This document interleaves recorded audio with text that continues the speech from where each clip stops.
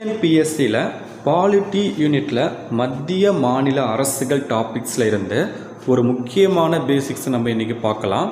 அதாவது மத்திய அரசின் தலைவர் மற்றும் மத்திய அரசாங்கத்தின் தலைவர் யார், மாநில அரசின் தலைவர் மற்றும் மாநில அரசாங்கத்தின் தலைவர் யார் அப்படின்னு நம்ம ஃபஸ்ட்டு தெரிஞ்சுக்கலாம். அதாவது மத்திய அரசின் தலைவர் யாருன்னா குடியரசுத் தலைவர், மத்திய அரசாங்கத்தின் தலைவர் யாருன்னா அது பிரதமர். அதே போல் மாநில அரசின் தலைவர் யாருன்னா அது ஆளுநர், மாநில அரசாங்கத்தின் தலைவர் யாருன்னா அது முதலமைச்சர். இது ரிலேட்டடாக ப்ரீவியஸ் இயர் கொஸ்டின்ஸ் டிஎன்பிஎஸ்சியில் நிறைய கேட்டிருக்காங்க. ரொம்ப பேசிக்ஸு, ரொம்ப முக்கியமான ஒன்று.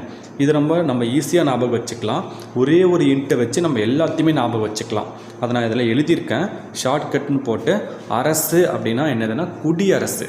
ரொம்ப ரைமிங்காக இருக்குது. அரசு, குடியரசு. அதாவது அரசின் தலைவர் அப்படின்னா குடியரசுத் தலைவர்.